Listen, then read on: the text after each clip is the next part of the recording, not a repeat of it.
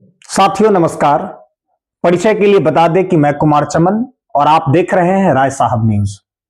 साथियों, बिहार में पिछले 5 दिनों से हो रहे आमरण अनशन, जिस पर बैठे जनसुराज के सूत्रधार प्रशांत किशोर, जो बच्चों के साथ लगातार आमरण अनशन पर डटित रहे हैं।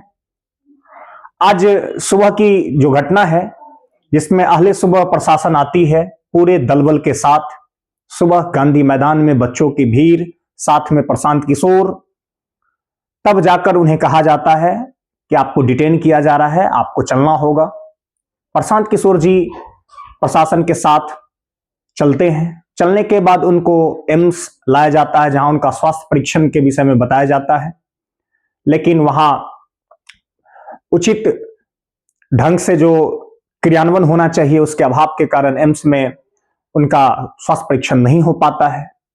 यहां तक प्रशांत किशोर ने अपने प्रेस विज्ञप्ति में बताया कि यहां तक तो प्रशासन का रवैया सामान्य रहा, सकुशल रहा, लेकिन उसके बाद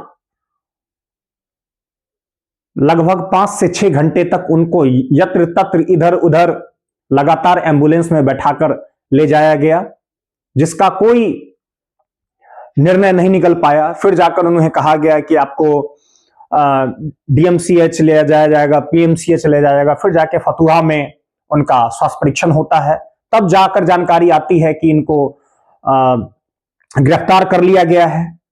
तो जब गिरफ्तारी की बात होती है तब मजिस्ट्रेट के पास, उनका जो कोर्ट के पास मामला जाता है, फिर मजिस्ट्रेट के माध्यम से उनको फिर बेल दिया जाता है।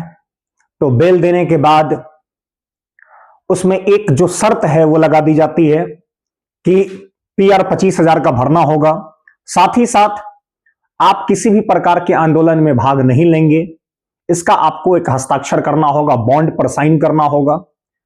यहां आकर प्रशांत किशोर की सहमति नहीं बन पाती है, क्योंकि प्रशांत किशोर का ऐसा मानना होता है कि हम जो ये कर रहे हैं ये जन कल्याण के लिए कर रहे हैं, बच्चों का साथ दे रहे हैं।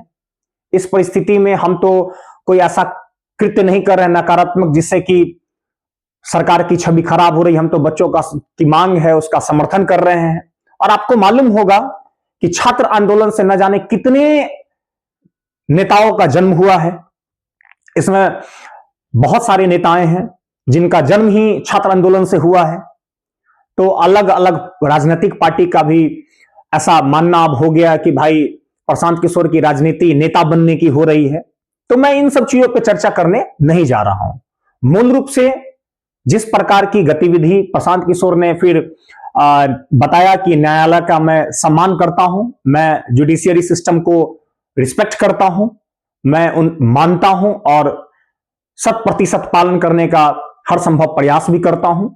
लेकिन उन्होंने जो पीआर बॉन्ड की बात बताई, उसमें जो कहा गया कि आप किसी भी प्रकार से किसी भी आंदोलन में भाग नहीं लेंगे, यहां पर उनकी नाराजगी स्पष्ट दिखती है। तो ये कुल मिला के मामला है जो प्रशांत किशोर ने अब जाकर फिर उन्होंने मंथन करने के बाद, अपने वकीलों से बात करने के बाद ऐसा उन्हें लगा होगा कि भाई इससे काम नहीं चलने वाला है, तब जाकर उन्होंने कहा कि भाई हम अब जेल जाने को तैयार हैं, जेल जाना हम चाहेंगे, लेकिन हम इस बात की सहमति पर नहीं रह सकते हैं कि बॉन्ड हमें भरना होगा जिसमें हम किसी प्रकार के जन आंदोलन में भाग नहीं लेंगे। हमारे बिहार में जितने भी युवा हैं, महिला हैं, उस पर अगर किसी भी प्रकार का कोई आंच आए तो उस परिस्थिति में हम अपनी आवाज को बुलंद न कर पाए, ऐसी सहमति मुझे नहीं चाहिए। तो मूल रूप से ये प्रशांत किशोर की बातें हैं जो उन्होंने प्रेस विज्ञप्ति में बताया। लेकिन जिस प्रकार की घटना बच्चों के साथ, छात्रों के साथ जो हो रहा है, सरकार को निश्चित रूप से इस पर ध्यान केंद्रित करना चाहिए और इस पर एक उचित निर्णय पर अभी तक तो उतर ही जाना चाहिए था कि बच्चों का हित कैसे हो, जिससे कि सरकार की जो मंशा है, सरकार का जो बच्चों का विश्वास है वो लगातार बनी रहे। और आपको मालूम है कि आगामी विधानसभा चुनाव है, तो विधानसभा चुनाव को लेके हर राजनीतिक पार्टी अपनी रोटी सेकने का प्रयास जहां तक संभव हो पा रहा है करने का प्रयास कर ही रहा है। लेकिन एक विद्यार्थी होने के नाते, एक जनहित की अगर बात की जाए तो प्रशांत किशोर का यह कदम कैसा लगा, आप लोग अपना जो बयान है वो कमेंट के माध्यम से देना सुनिश्चित करेंगे कि प्रशांत किशोर जो बच्चों का साथ दे रहे हैं क्या वो सही है, क्या प्रशासन के द्वारा जो इस प्रकार का कदम उठाया गया क्या ऐसा उठाना जायज है, कहां तक जायज है। अपनी जो भी आपकी अभिव्यक्ति होगी आप उसको कमेंट में रखेंगे। तब तक के लिए आप सभी मित्रों का बहुत बहुत धन्यवाद।